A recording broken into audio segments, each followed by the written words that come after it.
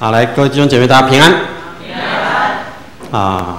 很高兴在礼拜六，我们大家又再一次聚集在教会，我们来敬拜上帝。在敬拜上帝呢之后，我们要来读上帝的话语。来，请你翻开今天的经文，记载在《使徒行传》第16章第9到第10节，以及第17章22到23节。因为只有短短的4节，所以我们要一起同心开口来朗读上帝的话语。来，把圣经翻开。有没有带圣经的，请举手。手上没有圣经的，请举手。来，我们请后面的同工、招待同工协助一下，把圣经发给他们。我们要每个人都来读上帝的话语。来，后面的招待同工看一下，有几位没有？赶快拿圣经给他们。好。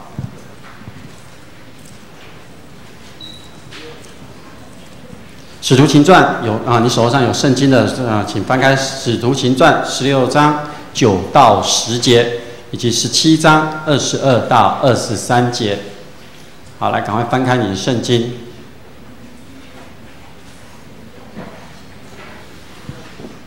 好，所以下次记得告诉你隔壁的，做礼拜要带圣经。来，跟你的刚刚是跟你的左边还是右边讲？都有哈，好，再跟你的左右隔壁讲，下礼拜要记得带圣经。下礼拜要记得带圣经。好，如果下礼拜没有带圣经的怎么办？提醒他在下礼拜要带。再提醒他一次。好，谢谢我们学青团契的会长哈。所以呢，要不断的提醒，不断的提醒，请你们要把圣经上帝的话语带在你们的身旁。好，我们一起来读《使徒行传》第16章9到10节。来，我们一起开口来读，来，请。在夜间有异象现与保罗，有一个马其顿人站着求他说：“请你过到马其顿来帮助我们。”保罗既看见这异象，我们随即想要往马其顿去，以为神召我们传福音给那里的人听。好，在17章22到23节。好，翻到了没有？我们也要一起来读，只有2节而已哈。17章22到23节。好，我们再等一下，还有几位几位弟兄姐妹还没有翻到，我们要一起来读上帝的话语。好，来，我们一起开口来，请。保罗站在亚略巴谷当中说：“众位雅典人哪，我看你们凡事都敬畏鬼神。我游行的时候，观看你们所敬拜的，遇见一座坛上，面写着‘卫士之神’，你们所不认识而敬拜的，我现在告诉你们。”好，愿上帝的话语呢，帮助我们每一个人。牧师今天要跟各位分享题目是就是现在，就是现在，我就要跟你们分享了。告诉你隔壁的说，就是现在，就是现在。要肯定一点，就是现在，就是现在。有一句广告词，在牧师比较年轻的时候呢，就是你们看到周报，心动不如，其实那时候是讲说心动不如马上行动，然后把它改掉了，把它改成心动不如立刻行动。马上跟立刻其实差不多的，但是我把它改成立刻行动。比如说在那时候的广告词里面呢，常常呢他在介绍他的商品，然后告诉说你心动了吗？你心动了，你就赶快行动啊，来买我的商品。他期待呢，靠着这一句广告词来吸引你。你说这个是一个口号吗？我要问的是一个口号吗？今天牧师到台北去新店那里去参加一个志工的训练。那我在坐火车，在坐捷运的时候呢，我看到好多人手上呢都拿着花，然后花上面呢都有一只小熊，那个小熊呢都穿着学士服。那就是代表的很多人今天是毕业典礼。那我看着那么多人拿着花，也想到，其实有很多人的学习已经结束了，有很多的毕业生已经今天是一个人生的一个经历的告一个段落。他们从学校毕业了，人生呢从一个阶段即将进入另一个阶段。国小6年级的要进入到国1，国中3年级的要进入到高1，高中3年级的还没考试嘛，可是有的已经推甄了，也要进入到大1，大四的呢，可能毕业要进入到研究所，研究所毕业的呢，硕士要进入到博士。啊，当然也有人就出了社会去当兵。无论如何，他的人生的一个阶段，在这个月好像告一个 ending， 一个转换。那么其实，在每一个阶段都有一个目标。在国小的时候，我不知道各位的目标是什么啊？牧师我还很印象很深刻。我们小学的时候啊，都要写，每年都要写一个题目，那个都是暑假作业。然后呢，讲了你们就知道牧师现在几岁了哈？牧师现在43岁，所以那个时候呢，都有一个题目叫做我的志愿，然后就开始很八股，我将来要当总统，我将来要当老师，我将来要当医生，我将来要当什么？好了，写了一堆。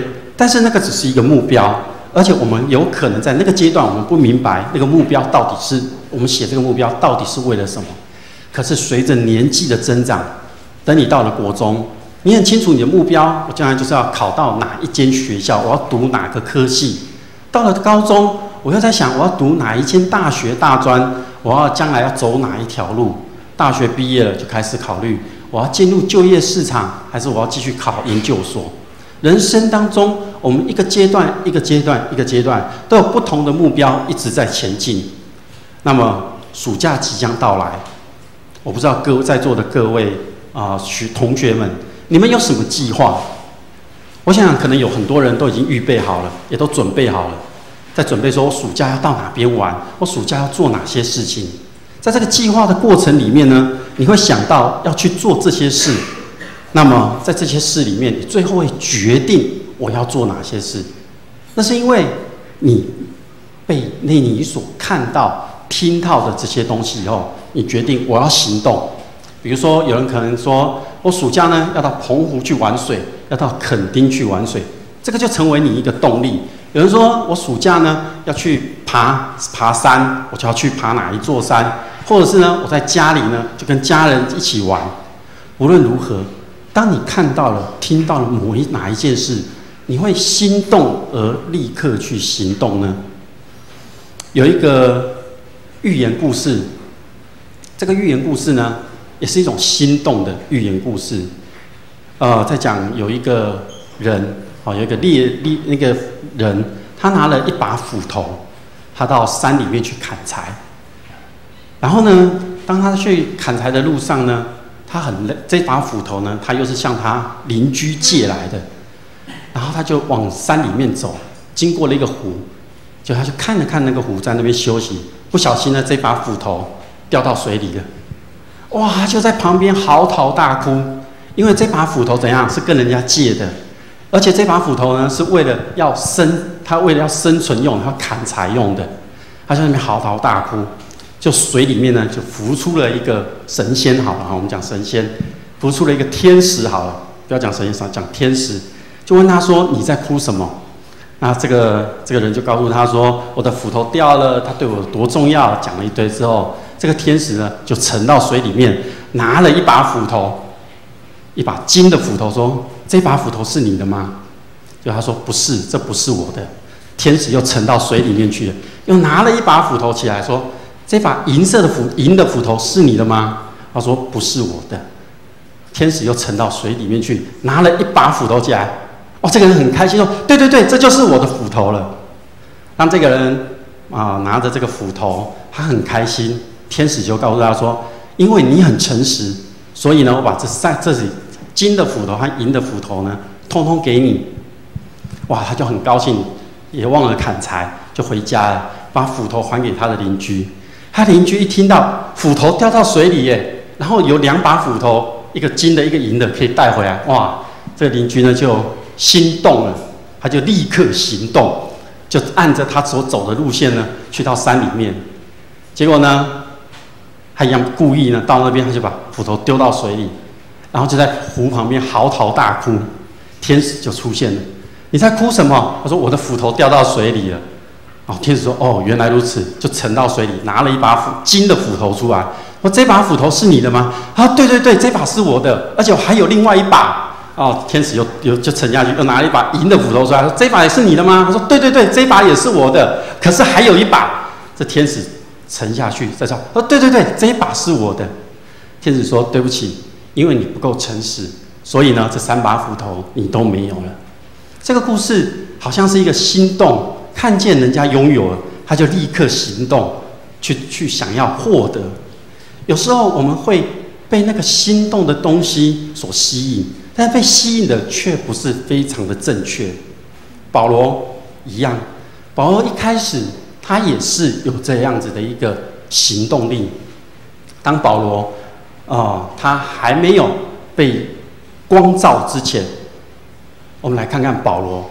保罗他是个犹太人，他出生在基利家的大树，是在马加列的门下，也就是说，他是一个正统的犹太人，而且呢，出生在基利家的大树，在马加列的门下，是一个非常正统犹太教的一个教师的这种体系里面，他遵照犹太人祖先所留下来的那些律法，他来领受了，而且他怎么样？他热心侍奉上帝。可是当时那时候的保罗呢，他的名字那时候还没叫保罗，叫扫罗。他只知道呢，犹太教的一个传统的教导。所以呢，当耶稣的门徒呢，在宣扬耶稣复活这个好消息的时候呢，保罗只有一个想法，就是要捉拿这些人，要把他们抓起来，因为他所看见的是，他要兼顾犹太教的教义。然而，在保罗在捉拿这些门徒的过程里面，当他有一天要往大马士革的路上，他与主耶稣相遇。在那个时候的一个相遇，主耶稣用光照他的时候，我相信那个时候他的心里已经跟主耶稣相遇了，而且看见了主耶稣，知道耶稣基督那个真真实实存在的一个真实性。他也经历了主耶稣那个救恩，以及他被圣灵所充满。也因为从那个时候的开始，他的心里被打动了，所以呢，他就展开了3次的传道的一个旅程。早期基督徒会被接受引导呢，其实有几个方向。第一个呢，是透过旧约的圣经，也就是上帝的话语，在引导着他们生活的上面的一切的准则。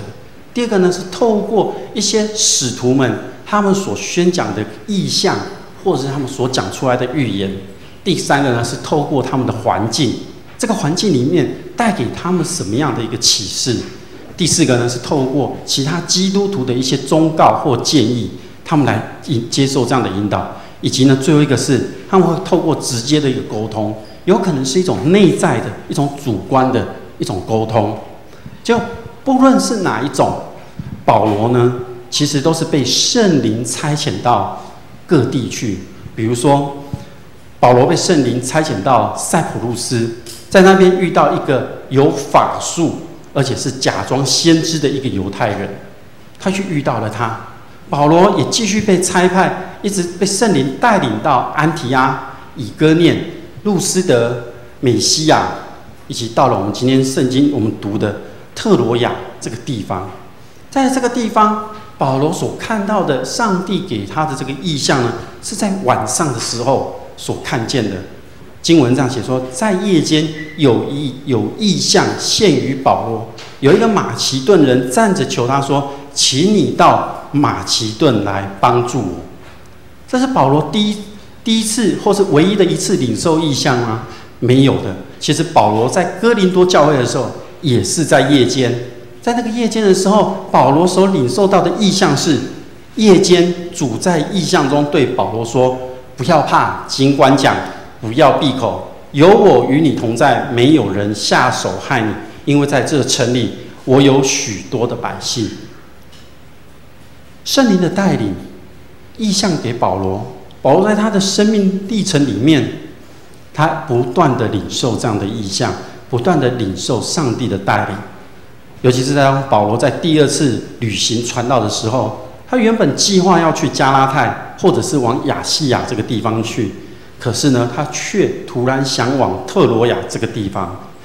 我们就在猜测，很多学者都在猜测，或许呢是有可能他在这个路途中遇到了一位马其顿人，马其顿人做他的同伴。那这个同伴就说：“我想要回马其顿，我的故乡呢在那个地方。”所以呢，保罗就受了影响呢，就跟他一起走到了特罗亚这个地方。或许呢，他在路上曾经听过这个马其顿人呢诉说过有关马其顿的事情，所以他在晚上的时候呢，才会有那个意象去听见这个马其顿人的邀请。这位与保罗一起走的这个同伴，也有可能是其他的人。不过，他与保罗相遇之后，不但是在信仰上有更多的认识和沟通，也有可能对保罗有很大的帮助。所以，我们来推测，有可能是保罗来到了这个地方，这个地方是以英雄亚历山大为名的一个地方，所以有可能会让他想起说，我也要像亚历山大一样，要有个雄心壮志。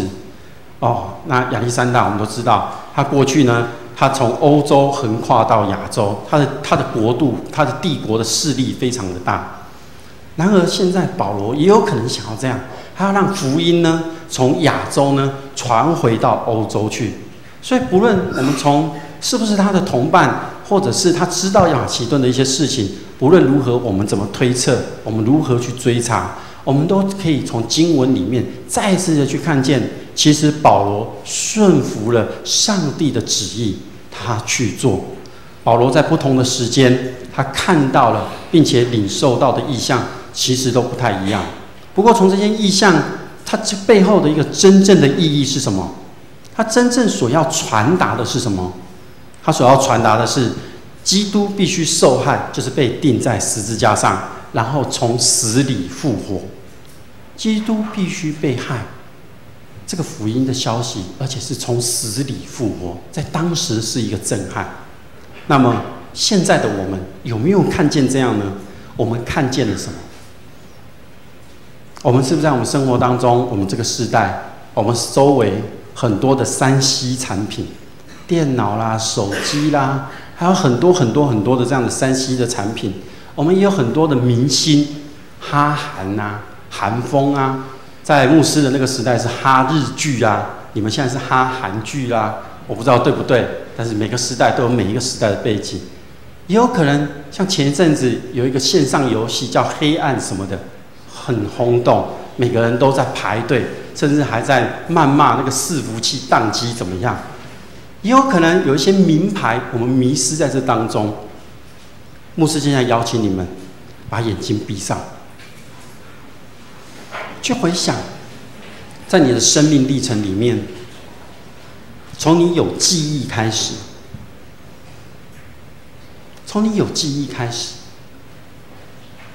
可能是从幼稚园，可能是还没有上学以前，你的生命里面，在那个时间，在你的幼稚园这个时间，在你国小1年级、2年级、3年级、4年级、5年级、6年级，你做了些什么？你看见了什么？到了你国中，你在忙碌些什么？到了高中，你又有怎么样的一个生活？大学的时候，你的生活是多彩多姿呢，还是单调无味？牧师邀请你去回想你生命的过程里面，有哪一个经历让你印象深刻？这个印象深刻，就是你很清楚的看见你生命你自己存在价值的那一件事情。每个人都不同，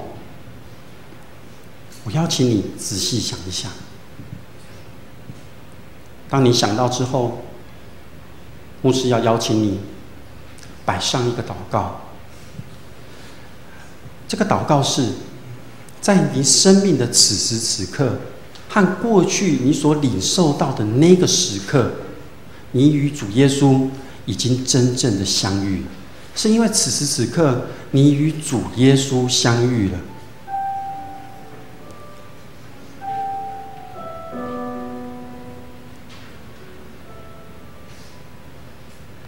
你相信主耶稣，他现在就在你旁边吗？这样的相遇是因为你相信主耶稣，主耶稣的受苦流血都是为了你，因为你是独一无二的。主耶稣是无条件的一个付出。请你张开眼睛，再看看现在你周围的环境，想想看你所居住的环境，你想想看耶稣现在在哪里？牧师很肯定的告诉你，当你相信的时候，主耶稣就在你的心里。保罗在大马士革的路上，他被光照失明了，但是他听到了主耶稣的话语，他顺服了，而且往前行。在那个时刻，他的生命得到了救赎。当然，当保罗站在我们今天读的经文雅略巴谷这个地方的时候，他说：“众雅典人啊，我看你们凡事都很敬畏鬼神。我游行的时候，观看你们所敬拜，遇见一座坛，上面写着卫士之神，你们所不认识而敬拜的，我现在告诉你们。”我想保罗在那个时候，他看见的那个场景，他的内心是十分的激动了。他的激动是，他知道这个卫士之神是谁，他明白这个卫士之神可以带来的祝福和救恩是什么。所以当保罗还没有真正认识主耶稣的时候，他努力的去捍卫犹太教的教义，他所做的行动就是迫害教会，捉拿信徒。但是当保罗被主光照的时候，他明白耶稣是基督的时候，他就尽力的将耶稣复活的消息四处与人分享。在当时的社会环境当中，有许多的学说崇拜，所以保罗借着自己是犹太人，是罗马公民的这个身份，进入到犹太会堂，进入到市场里面，用着辩论的方式、讲道的方式、生命见证的方式，就是为了将他所领受到的这个救恩传出去。这个就是保罗的行动。尤其到了雅典，在那里我们看到这段经文里面，其实有两件事让他留下一个非常深刻的印象。第一个就是满城都是偶像，第二个是有一座坛，上面写着卫士之神。满城都是偶像，他当然震惊。更令他震惊、感到热血沸腾的是，还有一个坛写着卫士之神。根据比保罗晚50年的一个旅行家，叫做包塞尼亚，他著作了一个有关希腊的一个六大册的一个作品里面，他描述雅典城里面庙宇林立，市中心呢有许多的祭坛。这个祭坛呢，有的为了哲学，有的为了福祉，有的为了一些福利，有的为了谣言，有的为了耻辱。不论你想到的任何的一个名词，他都可以为他设立一个祭坛。所以雅典人不单单只是拜人而已，也在崇拜某种的思想和能力。在城里面各处都可以见到人们所敬拜那种对象的一个表象的一个象征在这个里面。所以在这个比保罗晚50年这个旅行家包萨尼亚也提到说，有一些坛呢，其实是为了这个卫士之神，就是还不认识的神所设立的。保罗呢，其实是发现了当中的一个。他说：“我遇见了有一座坛，上面写的卫士之神。”这就是吸引保罗注意的东西，就是偶像和这座坛。他眼睛所见的，对他里产生了什么影响？保罗所看见的满城的偶像和这个卫士之神还不认识神的这个坛呢，他心里就着急。他心里当然非常着急。可是我们从学校里面所学的这个历史里面，其实我们对雅典呢这个文化呢是非常的推崇的哈。因为在那里面呢，有说这个雅典文化呢，它有辉煌的艺术，它有它的哲学的论点。但是保罗在那个时刻，他却内心激动，因为他不是像去一个观光的观光客去看看而已，他去看的都知道，每一个偶像都代表着那个制造的人，或者是去崇拜的那个人，他的一种愚昧，也代表着人向下堕落的一个腐败。他内心着急，是因为他知道这些偶像和祭坛的设立，说明了人的被造好像就是为了这些而活着，要去寻找一个神，让自己得到安慰。他知道这些偶像和祭坛会破坏人，会瓦解整个社会，所以雅典最后会没落。我们也看到，在这个城市，好像充满着艺术、充满着哲学的过程里面，它有许多的绘画，有许多的东西。我们从现代我们可以看得到，但是更重要的是，他们所拜的任何东西，到最后都损毁了。唯有一座他们还不认识的神，这个祭坛呢，他们却还不明白。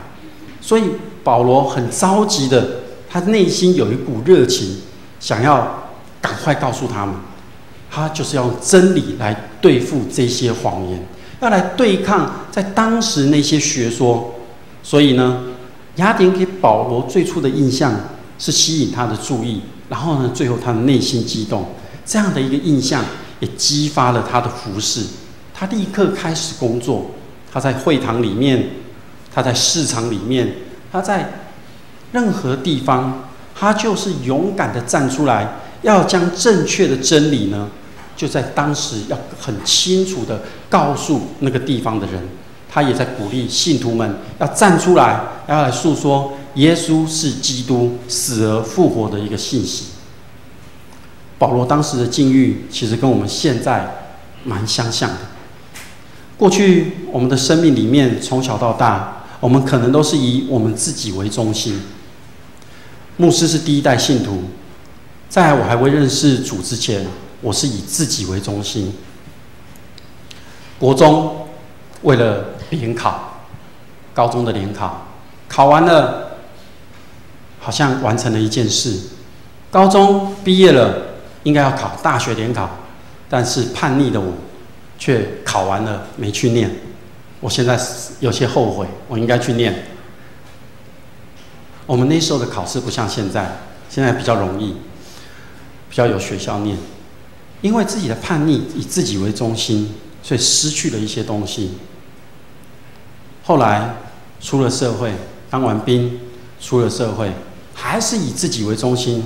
我要赚到人生的第一桶金。有没有知道第一桶金是多少钱？多少？100万。我就开始努力的为自己，为这个钱，我努力的去工作。我做业务的这个过程里面，我真的赚到了人生的第一桶金。可是呢，在这一桶金里面，却不是存折里面数字的那个显现，而是在整个年收入要缴税的时候，发觉，我怎么赚这么多？可是发觉口袋里却是空空的。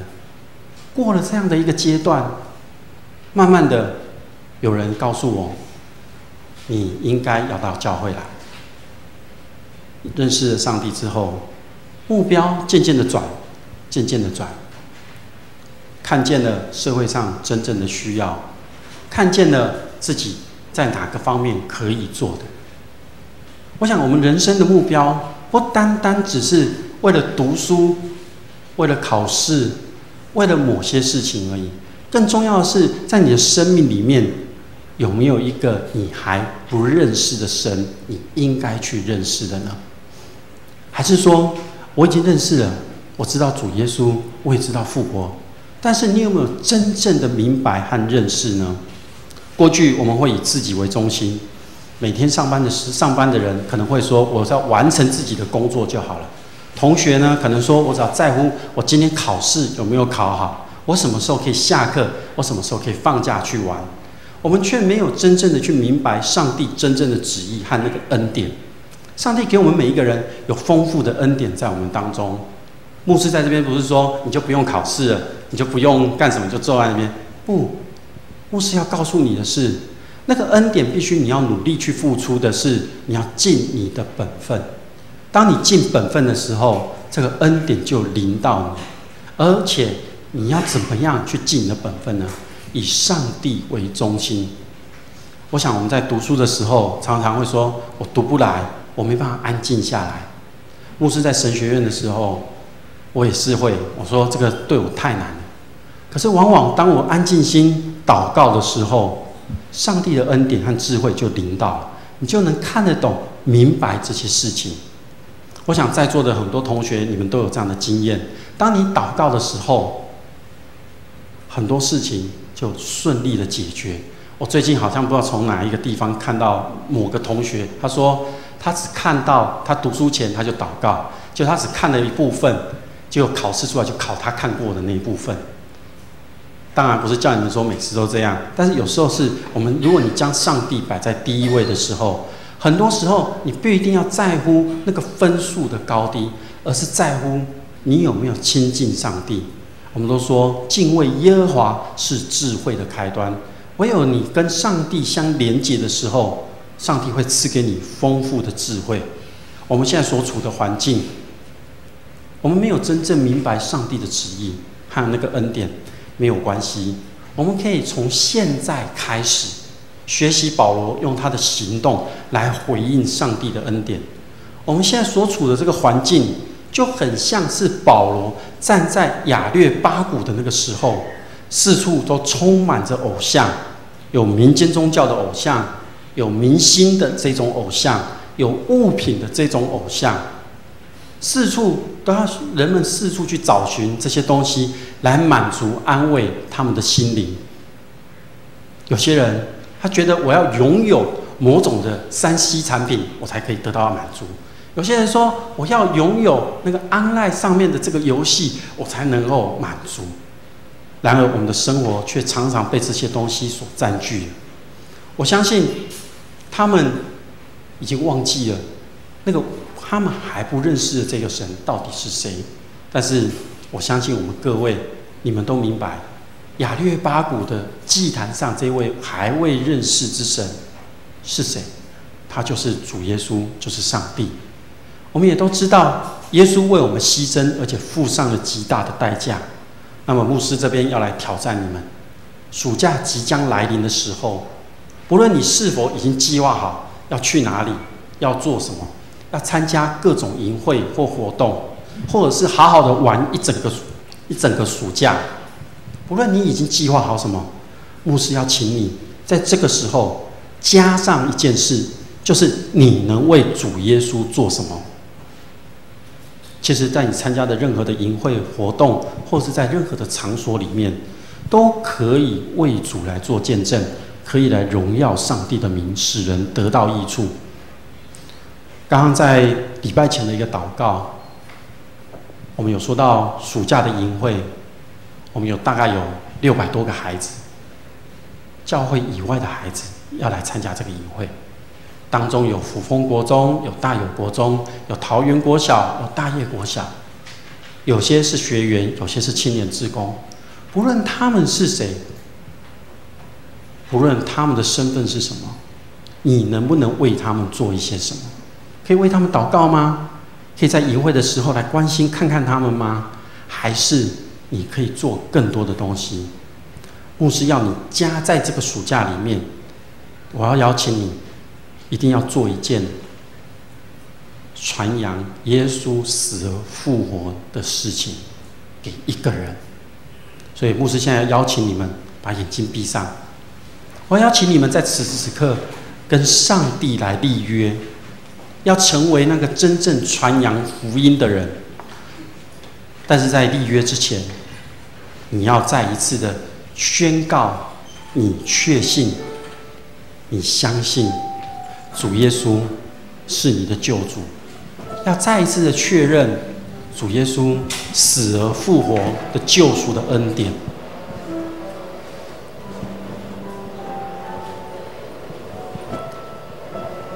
请你在你的祷告里面确认你相信主耶稣是你的救主。亲爱的主耶稣，孩子们在这里要再一次的来确立我们跟你之间的关系，我们要再一次的确定并且宣告主耶稣你是我们的救主。我们要再一次的回到你的面前，虽然过去我们有种种的事情隔绝了我们跟主耶稣你之间，但是从此时此刻现在开始，我我们要再一次的回到你的面前，我们要确认主耶稣，你是我们的救主，我信靠你。我们也要跟主耶稣，你再一次的立约，我们要成为那真正传扬福音的人，因为我们领受到你的爱。这个爱是从许多人他们不认识你，他们需要去寻找很多外在物品、外在偶像来满足他们心灵安慰，但是我们知道主耶稣你可以给他们，所以我们要与你立约，在这个暑假里面，不论我们参加任何活动，或是我们各自有各自的计划安排，我们要将福音传给我们身旁的一个人。牧师在这边邀请你，你为这个人祷告。在暑假7月、8月的时候，你要将这个福音与他来分享。你将这个人的名字摆在你的祷告当中，为了得着他的生命，为了在将来在天堂里面，他能坐在主耶稣的宝座前，来享受主耶稣的那份爱。亲爱的主耶稣，我们在这边再一次的与你立约，我们领受到你的恩典，原是不配的，因为主耶稣，你被钉十字架，受苦，流宝血，救赎了我们每一个人。所以我们要遵行你的大使命，要将福音传给普天下。我们先从一个人开始，我们要为着我们在祷告里面所摆上的这个名字，我们在7月、8月的时候，在这个暑假，我们要来与他一起分享，一起来领受上帝你的祝福。我们要成为那真正传扬福音的人，也就是传扬主耶稣为我们钉十字架、流宝血、牺牲洗净我们一切罪，而得到救赎、复活恩典的好消息。当我们的身旁的朋友、同学、亲戚都还没有真正认识耶稣，却在一堆偶像当中寻找安慰、快乐的时候，主啊，求你让我们将这一位又真又活的神介绍给他们认识。我们在这边立约，求主赐给我们恩典、能力、智慧、勇气，